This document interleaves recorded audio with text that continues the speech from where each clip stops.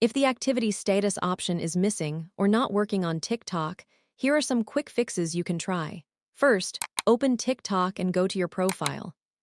Tap the menu icon in the top right corner, then open Settings and Privacy. Scroll down and check if the activity status option is available. If it's missing, start by checking your internet connection and make sure your Wi-Fi or mobile data is working properly. Next, open the Play Store or App Store and search for TikTok.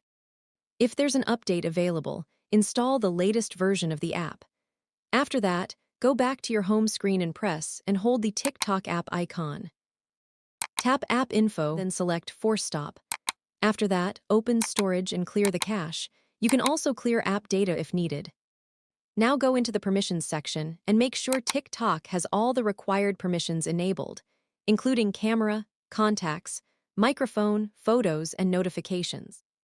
Once you've done all that, restart your phone and open TikTok again. In most cases, the activity status option should start working properly again. If this tutorial helped you, don't forget to like, share, and subscribe for more tech tips and tutorials.